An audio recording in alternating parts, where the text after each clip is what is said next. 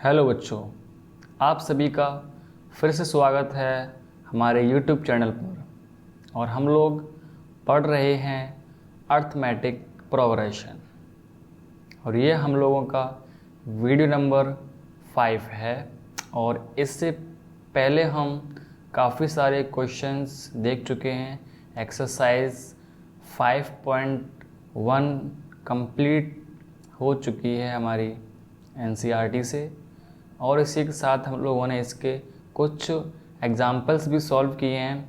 और आज हम लोग जो है करने वाले हैं एक्सरसाइज 5.2 के क्वेश्चन नंबर 5 से लेकर 10 तक करेंगे।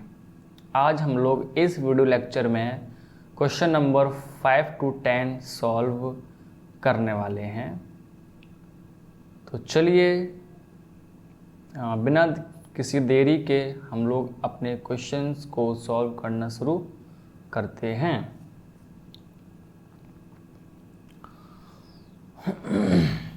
और जैसा कि आप लोग जानते हैं, मेरा नाम है पीयूष और ये मैं हूँ, और मेरा नाम है पीयूष और मैं आप लोगों को पढ़ा रहा हूँ क्लास 10th का मैथमेटिक्स। तो चलिए शुरू करते हैं अपना क्वेश्चन। देखिए बच्चों, क्वेश्चन नंबर 6 है क्या, check whether -150 is a term of the arithmetic progression. ये कोई एक मुझे अर्थमेटिक प्रोग्रेशन दी हुई है, इसको मुझे जो है चेक करना है क्या कि जो -150 है, -150 जो है ये जो अर्थमेटिक प्रोग्रेशन मुझे दी हुई है इसका कोई एक जो है टर्म है क्या। -150 इसका कोई एक टर्म है, यानी कि मुझे AP क्या गिवन है 11, 8, 5, 2 एंड सो ऑन। अब मुझसे क्या पूछ रहा है, जो ये -150 है, ये -150 जो है इस अर्थमेटिक प्रोग्रेशन का कोई एक टर्म है या नहीं है। कोई एक टर्म है या नहीं है, इस अर्थमेटिक प्रोग्रेशन का कोई एक टर्म है या नहीं है। चलो देखते हैं। यानी कि वो पूछ रहा है क्या कि -150 इसका कोई टर्म है या नहीं है। तो मुझे यहाँ पर बच्चों क्या दिया हुआ है, इसका फर्स्ट टर्म मुझे गिवन है कितना है 11 है। कॉमन डिफरेंस कितना है, succeeding term minus preceding term जो है माइनस हम, तो यानी कि सक्सीडिंग टर्म में से हम जो है प्रीसीडिंग टर्म को हटा देंगे, यानी कि माइनस कर देंगे, तो हमारा आंसर क्या आएगा -3। क्या आएगा बच्चों, -3। और इसी के साथ साथ मुझे क्या गिवन है, फर्स्ट टर्म गिवन है, कॉमन डिफरेंस गिवन। अब वो क्या पूछ रहा है कि -150 इस अर्थमेटिक प्रोग्रेशन का कोई टर्म है या नहीं। यानी कि मुझे क्या गिवन है, वैल्यू गिवन है क्या -150 कोई टर्म है या नहीं। यदि कोई टर्म है तो किस नंबर पे, देखो जब मैं फॉर्मूला लगाऊंगा an बराबर a + n-1 × d, जब मैं ये फॉर्मूला लगाऊंगा उसके बाद यदि n की वैल्यू हमारी पॉजिटिव इंटीजर जो है निकल आती है, तो हम क्या कह सकते हैं कि जो -150 है इस अर्थमेटिक प्रोग्रेशन का कोई टर्म होगा या नहीं होगा। चलिए देखते हैं, हम इसकी जो है वैल्यू रखते हैं क्या, -150 is equal to first term क्या है 11 है, n मुझे निकालना है क्या, मुझे इसकी वैल्यू निकालनी है कि -150 जो है कौन से नंबर का टर्म है इस अर्थमेटिक प्रोग्रेशन का। यदि इसकी वैल्यू जो है पॉजिटिव इंटीजर निकल आती है तो हम कह सकते हैं कि हाँ ये हमारा एक टर्म है। तो d की वैल्यू क्या है बच्चों, d की वैल्यू है -3। ठीक है।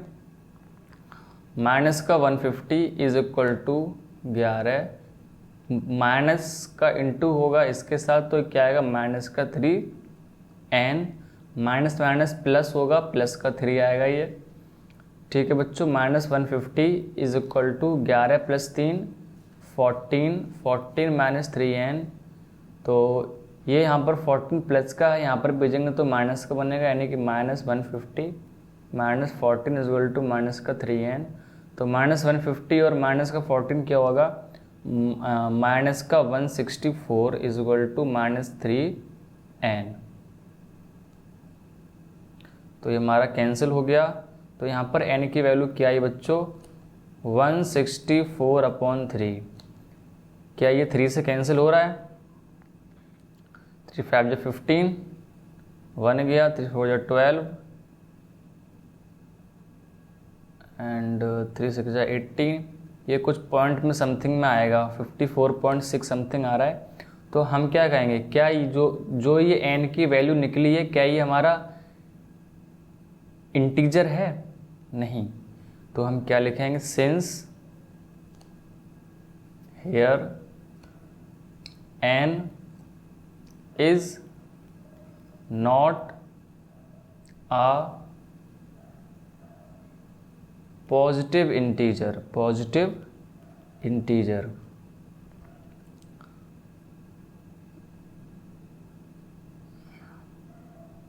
यहाँ बच्चों सेंस का साइन लगाओ, यहाँ सेंस का साइन लगेगा, ठीक है। सेंस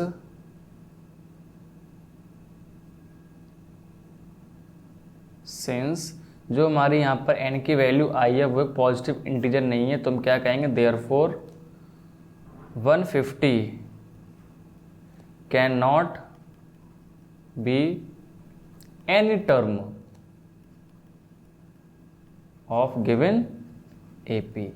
जो मुझे AP दी हुई है इसका कोई भी टर्म नहीं हो सकता है, क्योंकि यहाँ पर जो है जो हमारी n की वैल्यू निकली है वो हमारी पॉजिटिव इंटीजर नहीं है, इंटीजर नहीं है, क्या आ रहा है 54 पॉइंट समथिंग आ रहा है ना, जो कि इंटीजर नहीं है, ठीक है बच्चों। चलिए नेक्स्ट क्वेश्चन पर चलते हैं।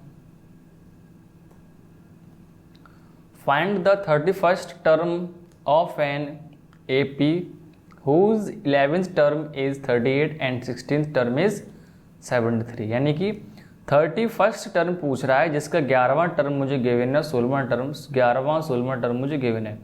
11वां टर्म का मतलब क्या है, देखो बच्चों 11वें टर्म का मतलब क्या है, 11th टर्म का मतलब क्या है, 11th टर्म का मतलब क्या, मुझे क्या गिवन है, A plus 10D, A plus 10D मुझे कितना गिवन है 38, यानी 11वां टर्म मुझे कितना गिवन है 38, 11वां टर्म मुझे क्या गिवन है 38 गिवन है। तो यानी कि 11वें टर्म को हम जो किस फॉर्म में लिख सकते हैं, A प्लस 10D।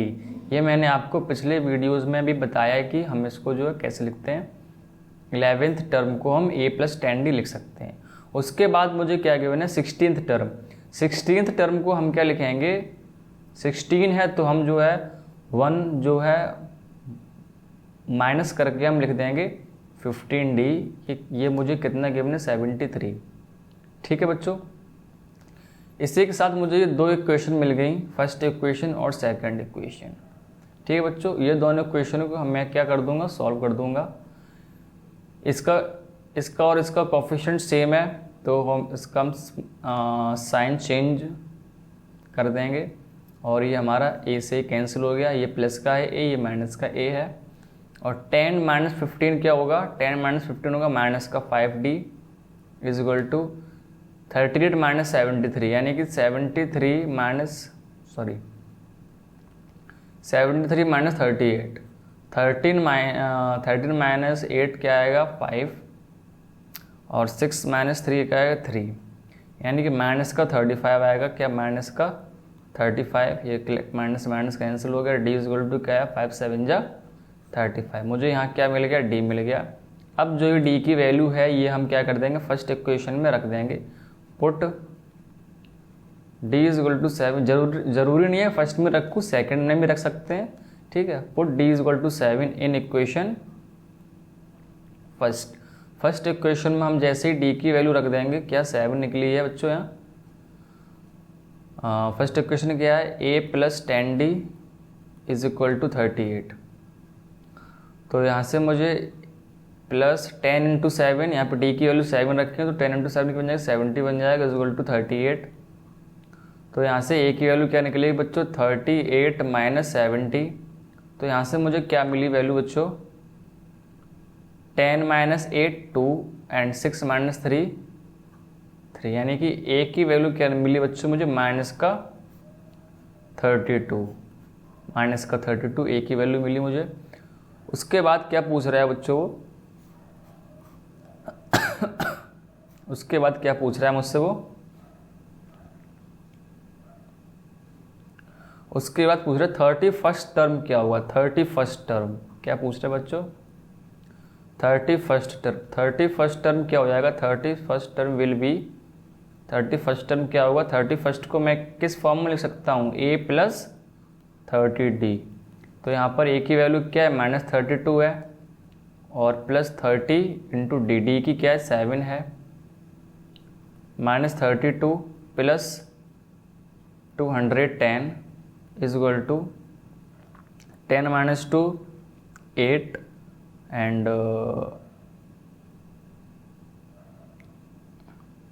10 माइनस 2 8, और यहाँ क्या बचा, 0 बचा, और उसके बाद जो है फिर 1 कैरी लेंगे यहाँ से, 7 और 1 178।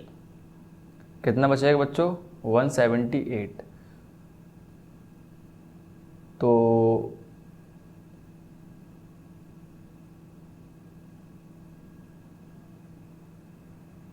फर्स्ट टर्म जो है हमारा क्या निकला, 178, सॉरी फर्स्ट टर्म नहीं, 31st टर्म हमारा क्या निकला 178। तो 31st टर्म हमारा क्या हो गया 178। ठीक है बच्चों, उम्मीद है आप लोगों को समझ आ गया होगा, कुछ वो नहीं था। मैं एक बार इसको जो है रिपीट कर देता हूँ।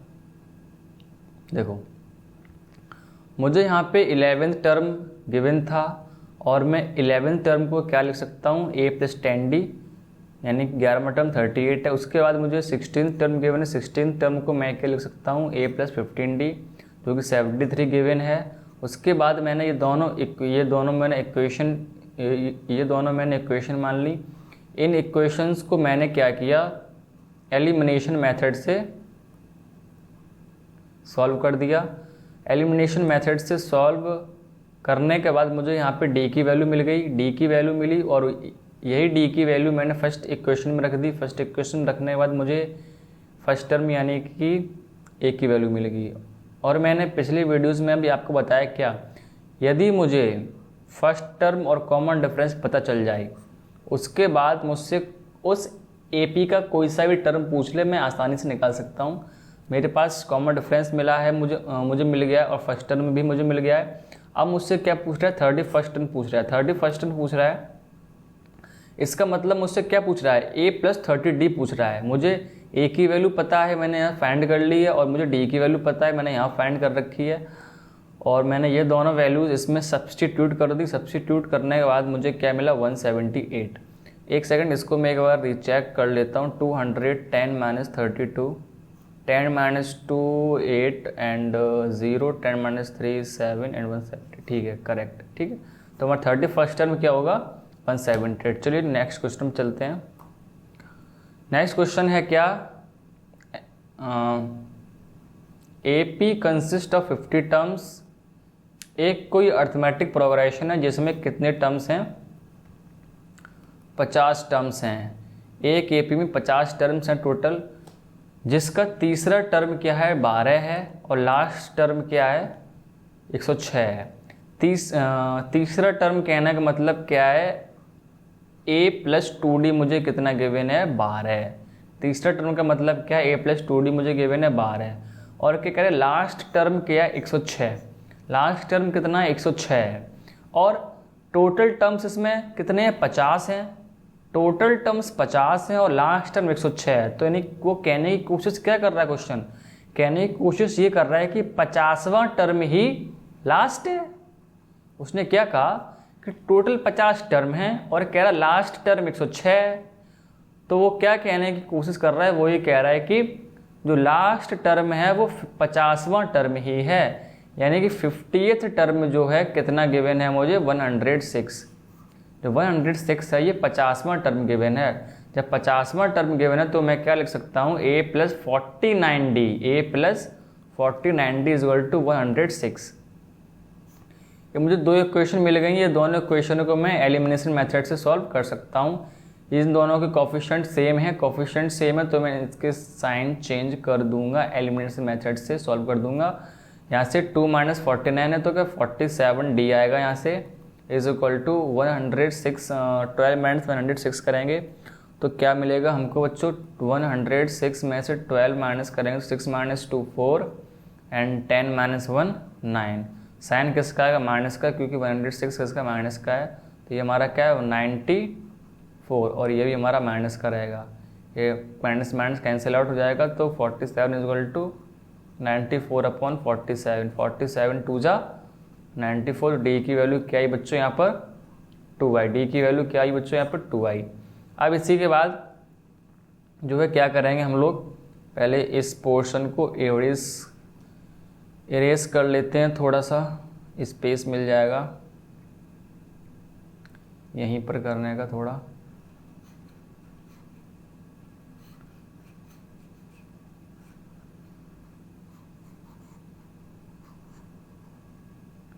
चलो बच्चों करते हैं अपना क्वेश्चन।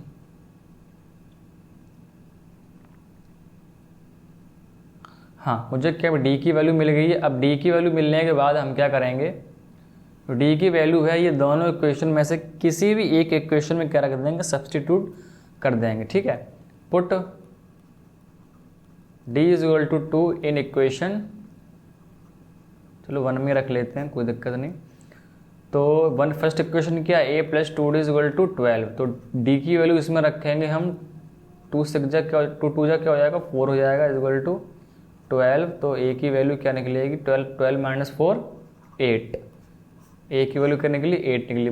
मुझसे क्या निकलवा रहा है बच्चों, 29th टर्म फाइंड करवा रहा है, 29th टर्म। तो therefore 29th term will be क्या होगा, a + 28d। मुझे यहाँ पे a की वैल्यू क्या गिवन है 8 है और d की वैल्यू क्या गिवन है 2। 28 × 2 क्या बनेगा बच्चों मेरा, ये 8 + 2 = 16, 2 = 4 15 और 56 + 8 64। यानी कि जो 29th टर्म होगा वो बच्चों हमारा क्या होगा 64। 29th टर्म क्या होगा बच्चों हमारा 64। ठीक है, मैं फिर से आपको वही बात समझाना चाहूँगा, क्या यदि मुझे कॉमन डिफरेंस और फर्स्ट टर्म मिल जाते हैं तो उस एपी का कोई सा भी टर्म मैं निकाल सकता हूँ। ठीक है, नेक्स्ट क्वेश्चन करते हैं। नेक्स्ट क्वेश्चन क्या कह रहा है, if the third and ninth term of an AP are 4 and -8 respectively, which term of the AP 0। क्या पूछ रहा है, यदि तीसरा टर्म और 9वां टर्म क्या 4 and -8 गिवन है, यानी कि तीसरे टर्म का मतलब क्या है a + 2d मुझे गिवन है कितना 4, और 9th टर्म का मतलब क्या a + 8d मुझे गिवन है कितना -8। इससे मैं पहले फर्स्ट टर्म में कॉमन डिफरेंस निकाल लेता हूँ। साइन चेंज करके मैंने क्या किया, एलिमिनेशन मेथड से इसको सॉल्व कर लिया। 2 - 8 6d, माइनस का 6d = और 8 + 4 12। तो यहाँ से d की वैल्यू क्या निकली बच्चों, d की वैल्यू निकली है ऐसे -12, सॉरी -2।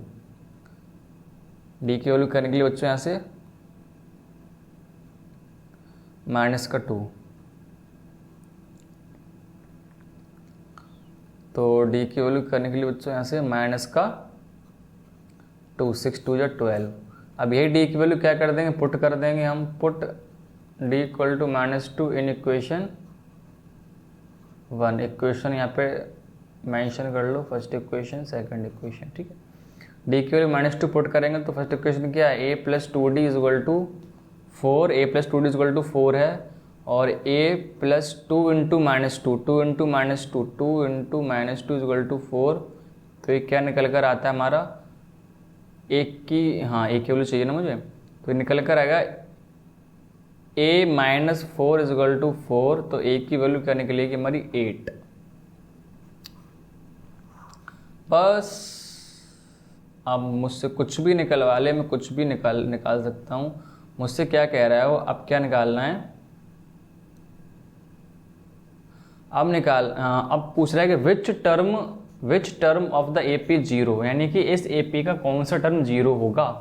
कौन सा टर्म 0 होगा इस AP का, कौन सा टर्म 0 होने का मतलब मुझे क्या पूछ रहा है, मुझे क्या दिया है, an की वैल्यू गिवन है।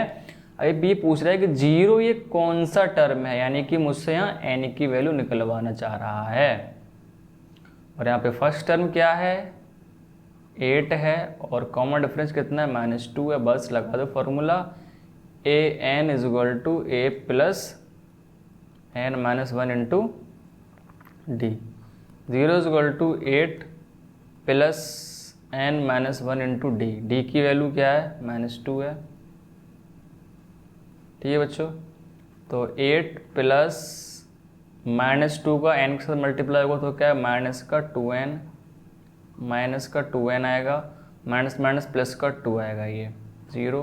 8 + 2 क्या होता है बच्चों, 10 होता है, -2n, 10 यहाँ जाएगा तो -10, तो n बराबर क्या निकलेगा बच्चों, 5 निकलेगा। यहाँ n बराबर क्या निकलेगा, 5। यानी कि हम कह सकते हैं क्या, हम ये कह सकते हैं, क्या कह सकते हैं बच्चों, हम ये कह सकते हैं क्या, फिफ्थ टर्म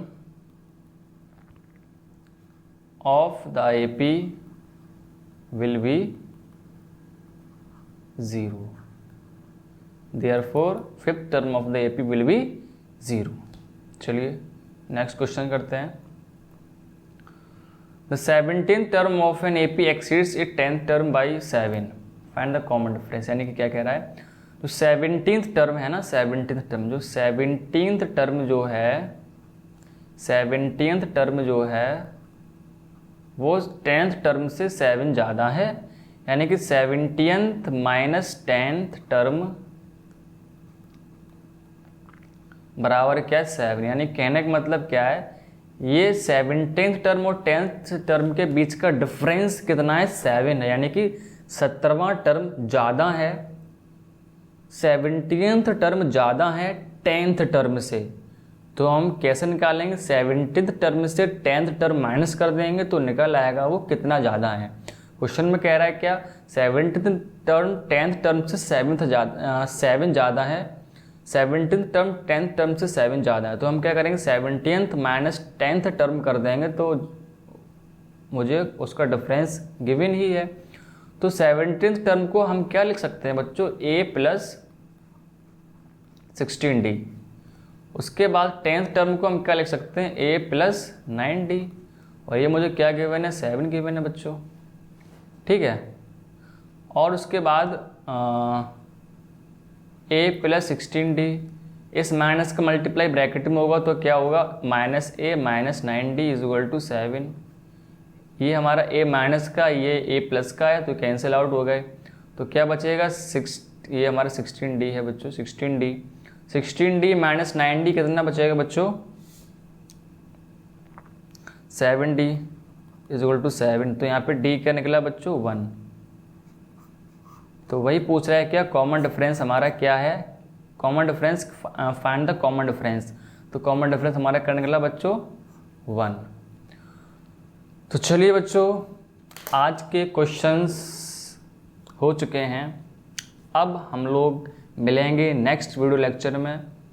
तब तक के लिए आप लोग अपना ख्याल रखिए, स्वस्थ रहिए और साथ साथ में रिवीज़न भी करते रहिए, क्योंकि रिवीज़न बहुत ज़रूरी है।